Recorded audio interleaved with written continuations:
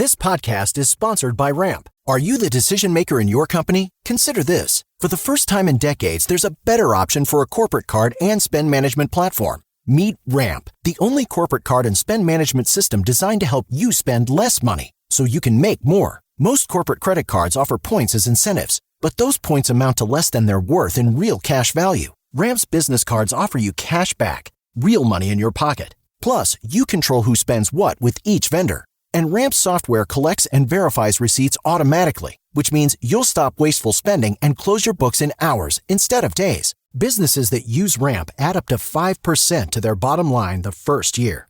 If you're a decision maker, adding Ramp could be one of the best decisions you've ever made.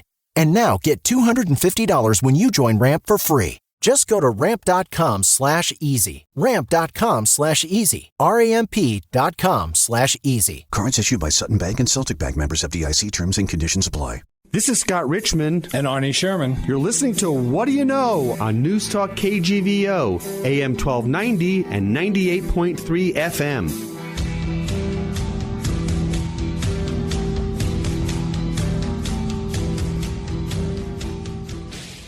Arnie, good morning. Today we have some special programming. As many of our listeners know, John Engen, long-term mayor of Missoula, died on August 15th. And we were lucky enough over the past 6 years or so to have him on our show many times as a guest. And we're going to use the next couple of weeks to share with our listeners again the comments, thoughts, and life of John Engen. Scott, it's always good to catch up with you on Sunday morning and see how things have been going. And this week we're going to be talking with the mayor of Missoula, John Engen, who's been a frequent guest, and we're going to hopefully ask him the questions that our listeners want to hear answers to.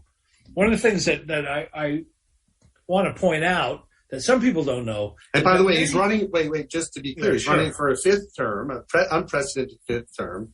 Right. And we're also going to have on his opponent, Jacob Elder, on next week's show. Yes, we're going to have both of them. We'll ask them similar questions to find out where they stand on the important issues that face the city: affordable housing and homelessness, and the local economy and taxes and growth, and the COVID impact and crime and all the things that people care about. But one of the things that sometimes we lose in this discussion is that many of the cities in Montana and in other parts of the country, the mayor is more ceremonial. Right. Position. This mayor is the chief executive officer of the city full time. Even in Bozeman, we have more of a ceremonial part-time, mayor who has a full-time business career outside of being mayor of the city. So I just wanted our listeners to know that we can ask him tough and detailed kinds of questions because he is the CEO of the company that we call Missoula, Montana. Right. Absolutely. And, and he's, I got to be honest with you. I think, running for a fifth term, there are a lot of questions. Why a fifth term? What do you still have the fire to do it? And I think there's a lot of the questions we should talk to him about because he's very clear-headed. He has a mission, and clearly he doesn't feel he's achieved what he's set to do. It's funny. Political people that run for political office and football coaches, 20 years seems to be long enough. If I told you I was CEO of a business here in Montana for 20 years, they'd say, great. You're an experienced, savvy senior guy. Right. If I said I was mayor for 16 years and I'm running for another 4, say, well, maybe it's time to move on. I just don't see it that way. We have to assess whether the job that needs to be done is being done. Absolutely. When we come back, our guest will be mayoral candidate John Engen. Back after this. Okay, Arnie, we are back with our guest, mayoral candidate, Mayor John Engen. John, Mayor, as I like to call you. It's good to see you. It's good to have you back on the show. And you're in candidate mode, so we're going to be in candidate mode, if that's all right. Fair enough. I will take all comers in whatever form they choose. So you've been the mayor since 2006, longest tenured mayor in the city's history. What do you consider, looking back, your major successes, and what continues to be your greatest challenges? I think if I were to name one thing, as a success, and it was a collaborative effort. I think the acquisition of Mountain Water Company from Carlisle and later from Liberty Utilities is about the greatest public service that I could have done for our community today and for future generations. And why is that? Tell me what the logic behind that is, because there are some people that are still critical of the city running a water company. Yeah, so it is as you know, it was a saga, and the acquisition was a saga.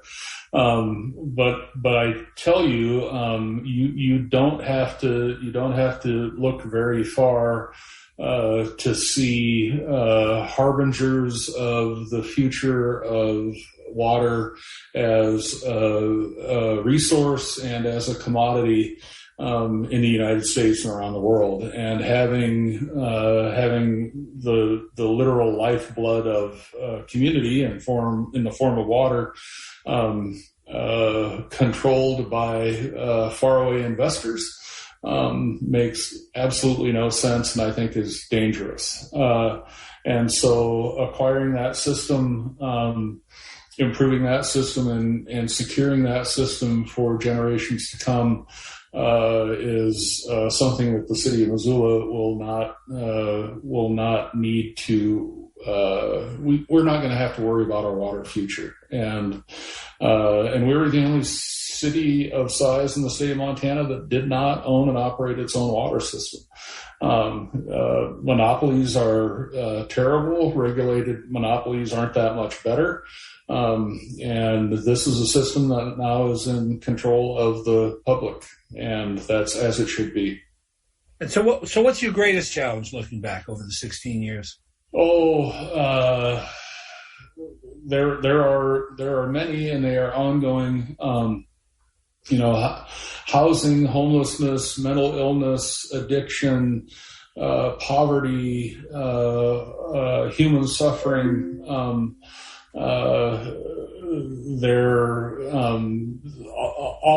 of those are tremendously difficult issues to solve for. And more over the course of the last 16 years, municipalities, cities and towns and counties, local governments have been put in a position of filling gaps that have been left by federal government and state government, both of which have sort of abdicated their responsibilities in many ways. So local government is figuring out ways to pick up the pieces. I had a conversation earlier today. One of the questions was that critics have suggested that I'm guilty of overreach and doing more than a mayor ought to do. But the fact of the matter is that in terms of public safety, health, and welfare, local governments have more and more responsibility, and have had to adapt to figure out new ways of doing business. I never wanted to be in the business of solving for mental health crises, but we are in that business today. Do you think that, we had a pandemic, you throw a pandemic in there, right? And two questions is, one is, were we prepared as best we could be for something that we didn't even know what was coming? So do you feel that there was great preparedness?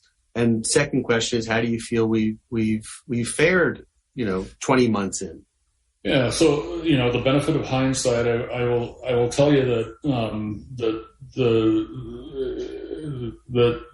among the significant challenges of this work is that you never know what you're going to deal with. The surprises are what get you. And there are lots of surprises. Pandemic, a surprise. Nature of pandemic, a surprise. The preparedness of the nation as a whole, frankly, the world, to deal with this. We were not prepared. However, we have plans in place, we have protocols, we have leadership, we have structures that allowed us, despite not being prepared for a specific emergency, we really had the infrastructure in place to address it as it emerged and as the pandemic dragged on and continues to drag on. So in terms of our ability to adapt and make decisions, I think we were very prepared. In terms of the specifics, that is, first stage of pandemic for us is a scramble to find personal protective equipment, right? It was, where the hell are you going to get masks? Where are you going to get the various supplies you need to make sure that this thing isn't spreading? But again, those structures were in place that allowed us to be in a position to make good decisions, informed decisions, and collaborative decisions. That's the other piece of business here that I think is extraordinarily important and sometimes goes missing, is that we are better as a community when we talk to each other, when we communicate, and when we collaborate, and when we make decisions in a vacuum.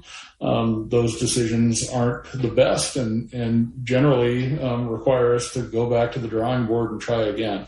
So we had the structures in place that allowed us to deal with the small emergencies within the larger emergency, and I'm proud of the work that we were able to do. And proud of the work that we're continuing to do. Today, we are in the city of Missoula and Missoula County. We're experiencing the most cases and the worst outcomes that we've experienced as a function of the entire pandemic. But we're in strange ways because of the work of the Montana legislature. We're in a much weaker position to manage the pandemic at this point. Closing in on 2 years later. So John, let me ask you this: we have the highest, I think, vaccination rate of any of the counties in the state, over 70%, and we have the worst number of new cases. What's going on? Well, we're a medical center for one thing, right? So that's a huge factor, right? If you are very sick with COVID-19, and you live anywhere approximate to Missoula, you're going to be in Missoula, and we're going to get that data. We're going to get those cases and deal with them. And as you both know, we're in a bit of we're an island here, to a certain degree in terms of the politics of the pandemic. We're a place that had mask mandates, and we had facility closures, and those tools are gone for local governments today. And if I were to ask for if we had the ability as a county and a city to mandate masks today, I think the pushback would be enormous, and the enforcement would be damn near impossible. It's confounding to me. We ought to be in a position where we can look out for one another, and Missoula generally does that in so many ways. But this has been a space where national rhetoric has trickled down and had a pretty remarkable effect. Yeah, it's shocking to me, and as I travel to other places where the mask mandate has made a difference. New York City, I spent the month of August in New York City. You couldn't eat at a fast food restaurant in the train station out in the open unless you showed a vaccination card. You couldn't sit down and eat. You couldn't ride on the subway without a mask. Right. I would say 80% of the people walking on the street, even on nice days, were wearing masks. And people felt that was, in New York, you don't always think of a city like that as a community, but they were concerned about protecting themselves and obviously protecting, other people. Right. And then you go other places where it's some kind of sign of rebellion of some sort. And it's one that, inadvertently can hurt lots of people that you don't even know. Yep. Yeah. It's really unfortunate. The pandemic has exposed some of our darkest and softest underbelly. Yeah. Unfortunate. Let me switch gears a little bit and talk about this issue of homelessness. And it ties into affordable space. It's one of your issues. The city bought Sleepy Inn to try to deal with some of this issue. And what's the status of that at this point? Is it open, operating? Yeah. So early in the pandemic, recognizing that we would have unhoused folks who would likely require quarantine or isolation. We recognized that was going to be a community need, and we were going to need a facility in which to do that. So we acquired the Sleepy Inn. Criticism at the time is we paid too much, didn't match appraisal, et cetera. Fact of the matter is that we had to respond to the market, and we had to respond pretty quickly. And we made a thoughtful decision to acquire that facility. Over the course of time, the last numbers I have, gentlemen, are a little bit old and pre-Delta, but that facility housed more than 400 people over the course of the pandemic. These are people who either were exposed, actually, and in some cases exposed, or in some cases actually had the virus. They would have been living on the street, and they would have been spreading the virus further. So we acquired the facility. The feds call it non-congregate shelter, and under FEMA, Federal Emergency Management Agency guidelines, we were able to be reimbursed for expenses for operating that facility. So over the course of the pandemic, we were reimbursed by FEMA north of somewhere between $800,000 and $1 million to house people in that facility. I think we likely saved considerable human suffering in the form of disease transmission. But for the Delta variant and this most recent surge, we were actually in conversations with the developer to purchase the property, scrape it, and do a housing project there. And in fact, we had at least two developers who were interested in that. I think that ultimately will be where we end up when we get past Delta and this surge. We no longer have a need for the facility. We're gonna put it on the market. I suspect that we'll get at least what we paid for it, if not more, given what we're seeing in the real estate market today. And depending on the nature of the development, if it were if the developer were interested in doing some permanent affordable housing at that site, we would likely participate either through a discounted purchase or some other mechanism to ensure that affordability was perpetual. But if it's a market rate deal, it's a market rate deal, and I think we sell it and get more than we paid for it. Good. Then we can go to the Home and Gardening Network and see John Engen's Flip or Flop show. Government Flip or Flop. Right. So, housing and rent prices, according to your opponent, Jacob Elder, are ridiculously high. And he blames that on a failed city government. That's one of his positions. How do you respond to that? Is it the city government's fault that there's high housing costs and rental prices in Missoula? Well, should the city be doing more? I mean, it's interesting to me, in as much as there's a great deal over which local government has very little control, but has significant accountability. And housing is one of those areas. So we are like every desirable city in the Western United States. We're a place that still has a sense of place. We're a place that's safe. We're a place that's pretty. We have community and cultural amenities that make us an attractive place to live, and therefore people have discovered and will continue to discover that they want to live here, and that is what's driving price, along with the simple facts of supply and demand. So Great Recession stops housing production in Missoula.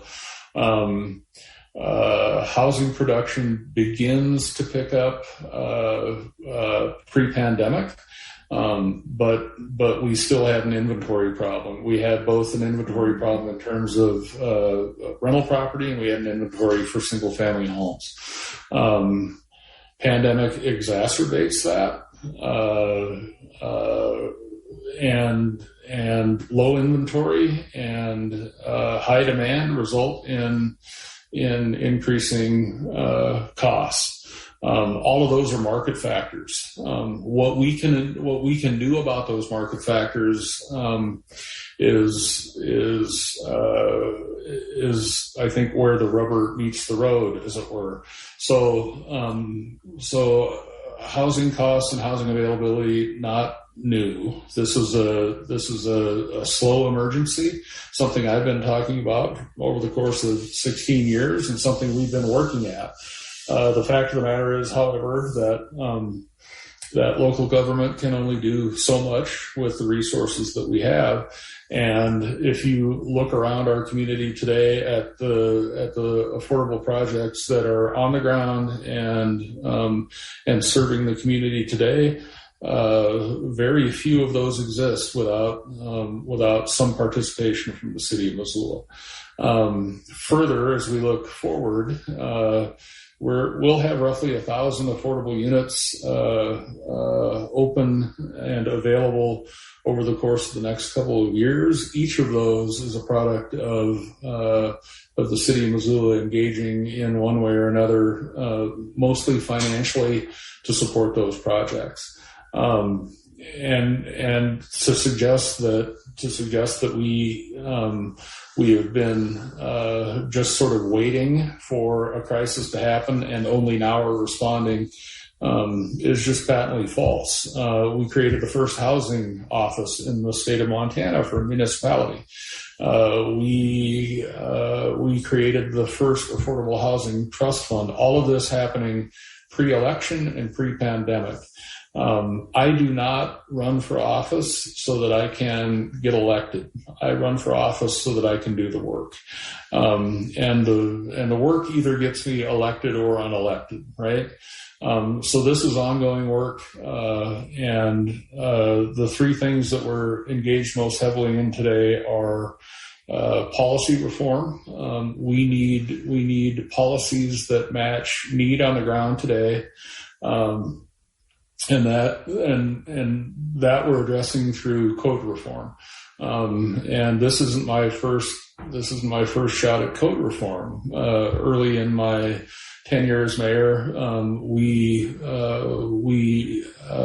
completely threw out our old zoning code, which in some cases was 70 years old, created a bunch of community tension, wasn't effective went through a painful 2-year process to throw out what was called Title 19 in our municipal code and adopt Title 20, a new zoning code. But it wasn't enough. It was enough for the time, however, and it was about as far as we could go. The politics over the course of the last 16 years have changed as well. Pre-recession, Missoula was a place that had a very active community of folks who did not like growth or change, and every proposed housing development came with considerable pushback from neighborhoods and advocates. That has changed, I think, over the course of years, and I think folks are recognizing now that if we want our children and grandchildren to live in Missoula and enjoy the community the way that we've been able to enjoy it, if we're interested in having working families, the folks who are blowing out my sprinklers today, or the folks who are servers in restaurants, our small businesses, if we want those folks to remain here, we're going to have to build new housing, and building new housing in a finite valley means that we're going to have to become more dense. We're going to have to use land more wisely. So the code reform and policy that we're working through now will, I think, better reflect our goals around land use and density, take advantage of existing infrastructure, and make it a little bit easier for folks who are in the business of building houses to do that. The second piece is we need to be staffed accordingly. So in these first 10 months of 2021, we've issued more building permits than we issued the entirety of 2020. It's been a record-setting year for us.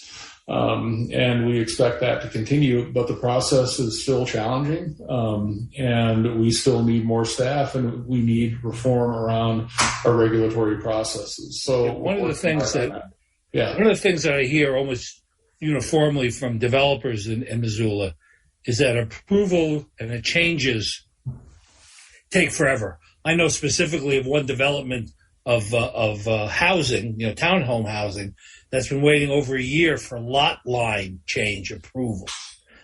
That has to be at the core of what you need to be doing in order to, get done what needs to be done here. It is, and we've taken many steps in trying to improve those processes and timelines. And we've been working very closely with the building industry to do that, right? So I have a monthly conversation with representatives of the building industry along with staff to identify those problems and to work at solutions for those problems. Those meetings have been really collaborative and thoughtful, and in most cases we've been able to make progress on an incremental basis. Pardon me. And what we're proposing now is to do that on a wholesale basis, really further revamp our processes so that it is simpler and less time consuming. And we admit all day long where we have challenges. In some cases, we ask questions that we don't need the answers to. They may have been appropriate at one time, but they're not appropriate today. So Aaron Pahan, who is leading that process, is incredibly responsive, as I hope I have been, to the building industry and trying to address those issues. And we're getting better depending on who you talk to and what jurisdiction they're dealing with. Some folks tell me that the development process in Missoula is way better than what they've experienced in some jurisdictions. Others say we're way slower.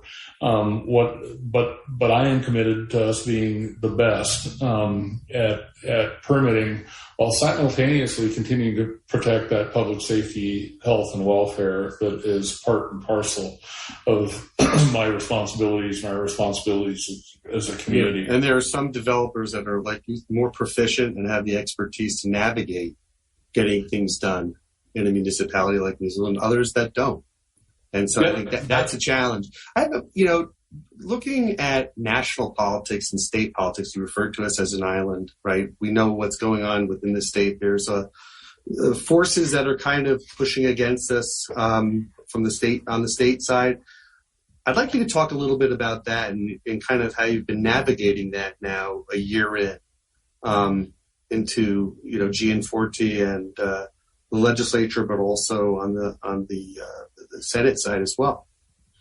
So what we found is particularly this legislative session, there was a very active and successful movement to limit local government control. That's fraught with irony because if you listen to the folks who had been proponents of these measures to limit local control, God, if the feds ever tried to step on their toes, they'd scream bloody murder. And so that irony isn't lost on me. And what we're left with, Scott, is really that navigation, right? How to, within the constraints of statute, how do we continue to be effective? This legislature overruled the will of Missoula voters by repealing a 2-penny gas tax that Missoula voters approved. The legislature undid an election. And in doing so, cost the city and the county something on the order of $600,000 a year that we were using to invest in roads, streets and roads, our transportation system.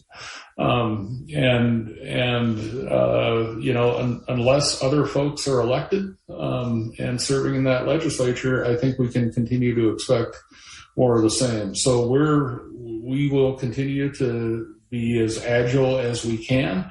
We'll continue to explain to the folks we serve that our ability to serve them has been hampered by folks in Helena. And we'll soldier on and be as creative as we possibly can and good stewards of the resources that we do have. And it's ironic with a state legislature that is disproportionately balanced towards the eastern part of the state and rural counties could have that kind of impact on a city that's experiencing growth. You almost think of it as a vendetta, as a good public policy many times. And I suffer still from giving folks the benefit of the doubt, and I would like to think that it isn't something as petty as some jealousy around what Missoula does and the creativity and the generally thriving nature of the community. What I see is more than a Republican-Democrat divide, an urban-rural divide. And as an urban mayor, I have tremendous respect and appreciation for rural Montana. Missoula isn't the place it is without our rural friends and neighbors. But I want that street to go both ways. And I would love for rural legislators to recognize that these urban centers are as important to those folks as rural Montana is to the urban centers. And that gets lost. Sure. For our listeners, what was the rationale for overriding a local vote like that to add 2 cents? What was the rationale? I believe it was simply an anti-tax measure. I think it was an effort to ensure that, we were the only county in the state that had a local option gas tax that was approved by voters, and I think they didn't want any more municipalities or large counties to engage in that. Because they think it's harmful and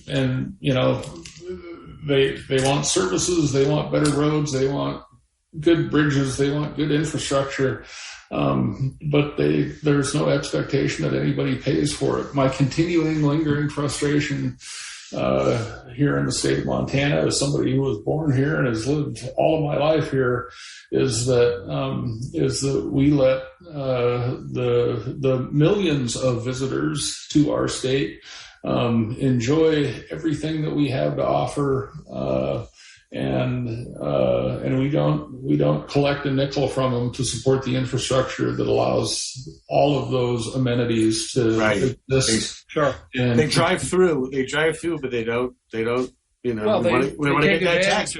Right. They take advantage of everything here, and they're not proportionally taxed for what they do. I want to zoom out a little more, because I'm a national political junkie, as is Arnie. And so when you think about what's going on in Washington right now, and you think about the Build Back Better and the infrastructure plan that Biden is trying to get through, and he's got a lot of headwind. If that gets through, and when that gets through, how does that impact a municipality and a community like in Missoula? And how closely are you kind of looking at that stuff and saying, boy, I know if this goes through, these are the plus areas that's going to directly impact our community.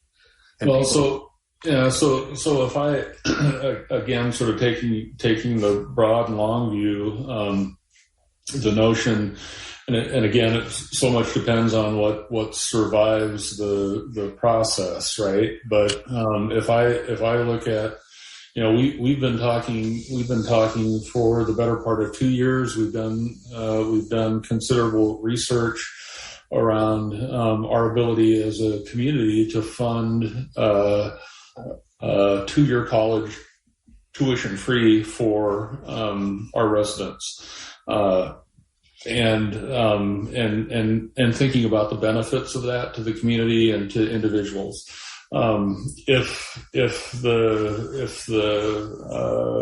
Biden plan survives and 2-year college is a component of that, that's a huge benefit for this community. As we look at pre-K, taking care of kiddos very early in their lives where it matters the most, that is a huge impact on this community. And something that we've been trying to achieve locally that could be handled quickly and painfully and be funded through this federal program. So I look at that. As I look at infrastructure, there are a couple ways to think about it. ARPA, the beauty of both CARES and the American Rescue Plan is that municipalities receive direct allocations. So we got a share of CARES funds through that came through the state and were allocated through the state under a different administration. But ARPA came to us as a direct allocation. So $14.2 million to the city of Missoula, which is making a huge difference in terms of what I need to charge residents in terms of property taxes. It's making a huge difference in terms of our pandemic response and what we're able to do around homelessness and housing. Those federal dollars, when directly allocated to communities, get spent well, they get spent wisely, they get spent efficiently. The infrastructure money that went to the state of Montana went through a political ringer. There's still the legislative committees dealing with it, still aren't done. And it's hard to know where that money is going to go. But when it lands on the ground here, we already know what our priorities are. We already know what needs to be done. We understand community values and where those resources ought to be spent. And we're deploying that money, I think, really effectively.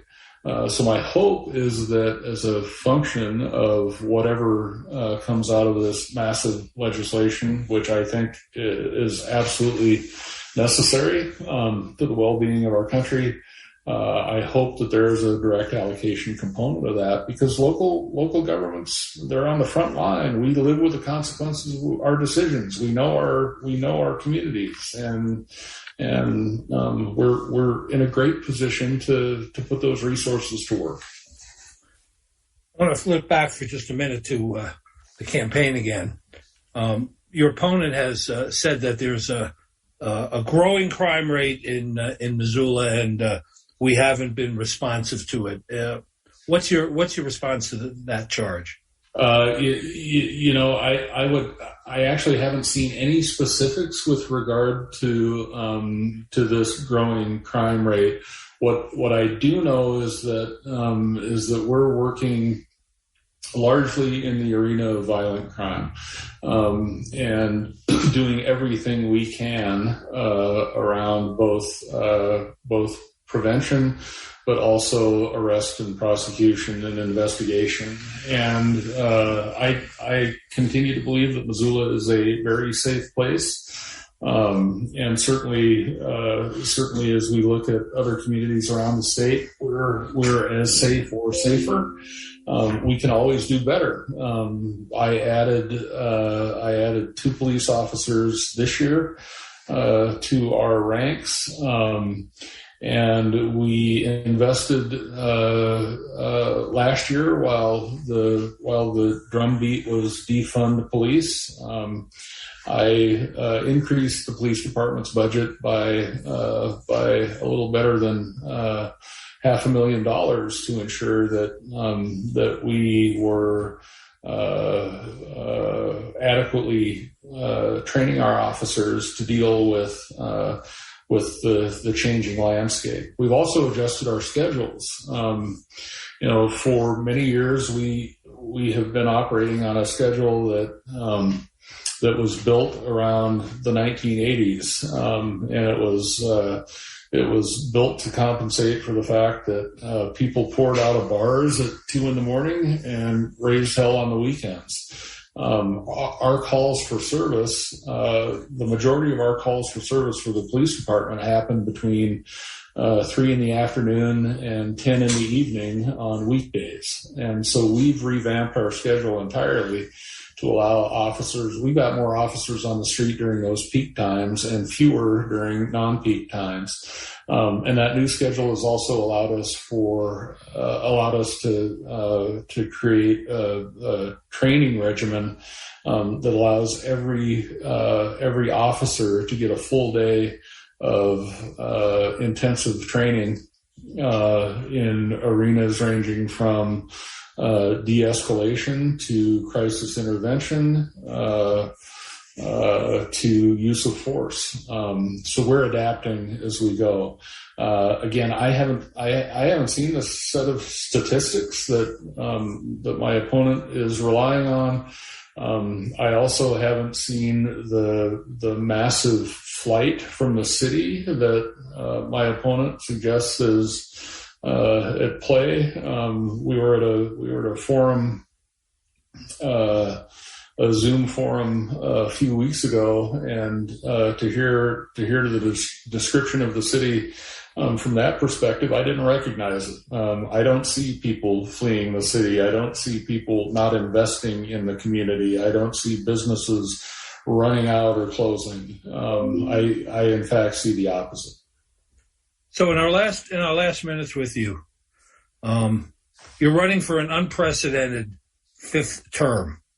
What do you say to the voters about John Engen and his ability to continue to serve the city for another term?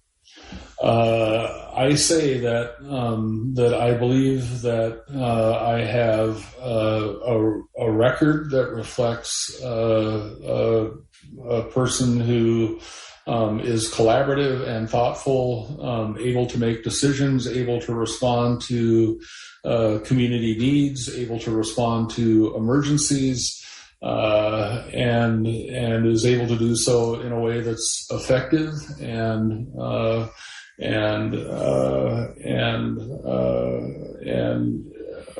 is all about improving the community and the quality of life for the folks we serve.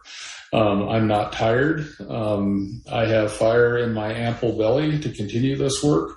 There are lots of things that I want to see through. Our housing policies and practices, I believe, will be I believe that they will be models for other communities. I believe that that the work we do with public safety and first responders will be models for other communities. I believe that we're engaging in projects and collaborations that will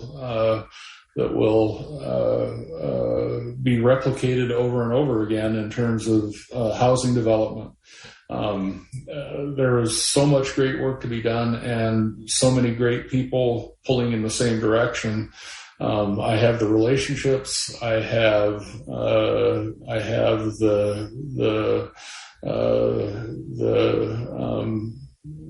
wisdom to know that I'm not the smartest person in the room. I still have the capacity to listen and learn, and all of those things are incredibly important in moving this community forward. Thank you, John. Scott, any last words for John? No, I appreciate your coming on, Mayor Engen. We always enjoy having you on. You know, it would not be an interview without you not talking about the university a little bit and the importance of the university in our community. We have a couple of minutes left. I know that you have a great partnership with the university. Can you give us a little, glimpse as to where we're going with that and, admissions and enrollment hopefully going up? Yeah, well, we've seen some good sort of leading early indicators with regard to enrollment, and my hope is that the bleeding has stopped. We continue to be a great community, a great place to live and work, and I think we ought to be very attractive to students. I believe that President Bodner and his team continue to try to settle on having an integrated enrollment program. They've been plagued with change in personnel. They've been plagued with a pandemic. I mean, you start to look at all the obstacles in the way of success, and there have been many, and I think they're doing their best to overcome them. We want to continue to collaborate in every way we can. Fundamentally, I think we need to start thinking about the Montana University system as a system more than as a grizzly and a bobcat, and figure out better ways, really at the state level, for the system to integrate so that there aren't winners and losers, and there's not competition that's not. I think there's healthy competition, there's unhealthy competition. I think today we're suffering to a certain degree from unhealthy competition. I think there are ways that there could be more collaboration. I can tell you that I'm grateful most days to be the mayor of the city of Missoula and not a football coach or a university president or a hospital administrator or a superintendent of schools. And so I'm a little bit careful in entering an arena in which I am not fully equipped to be a gladiator. You know what you don't know. How can folks learn more about if they want to donate to your campaign, or they want to learn more about your platform? Is there a website? It all lives on a website called Engen for Missoula, and it's hard to miss if you type in Engen for Missoula. You may get some other stuff that you don't necessarily want to see, but that's where I am. We've got lots of information there, and I am, continue to be open to conversations with the folks I serve, and hope to continue those conversations, and hope to, be able to continue to serve the community. Absolutely. We appreciate your time. Appreciate your time. Thank you. As always, Mayor, it's always fun and interesting and informative talking with you. Well, I was a little windy today. I apologize for that, but it's okay. We got to get a lot of stuff covered, and we did a pretty good job in the time we had. Well, there is so much. It's an endlessly fascinating job and an endlessly fascinating community. All right, Arnie, that was a lively conversation with Mayor John Engen. What did you think? It's so hard to get into the the weeds of all of the issues. There are several that we didn't even get a chance to talk about because they are complex. There's no simple answer. You can't just bus homeless people somewhere else. You can't just put more police officers everywhere. I mean, the issues that face the city, you just can't eliminate all rules and regulations. You can't put housing price controls on. The last public official to advocate for price controls, interestingly enough, was Richard Nixon. It was one of his policies 50 years ago. Right. That would never fly with the Republican Party today, or most people. They don't want free market. We believe in a free market. Except that when the prices get too high, you're looking for someone to try to intervene and do something about it. So there's a thankless job to some extent, and it was good to hear him balance, his concern about being an administrator with his concern about the less fortunate, and the homeless, and the condition of the people in Missoula, Montana. It'll be interesting to see how a political novice like Jacob Elder, responds to those kinds of issues. Absolutely, and tune in next week, folks, to hear Jacob Elder speak with Arnie and I. Arnie, I'll see you next week. Take care, Scott. Thank you for listening to What Do You Know? I can't wait for the next show, Scott. I'm excited too, Arnie. If you'd like to suggest a guest, send me an email at scottrichmond@townsquaremedia.com. We'll see you next week. And thanks for listening to Newstalk KGVO. Hey guys, time to get in on the action for the biggest moments in basketball with Prize Picks, America's #1 fantasy sports app. Just select 2 or more players, pick more or less on their projections, place your entry, and win up to 100 times your money. Right now, Prize Picks will match your first deposit of up to $100. Just download the Prize Picks app and use the code GET100. That's code GET100 on Prize Picks for a first deposit match of up to $100. Prize Picks. Pick more. Pick less. It's that easy.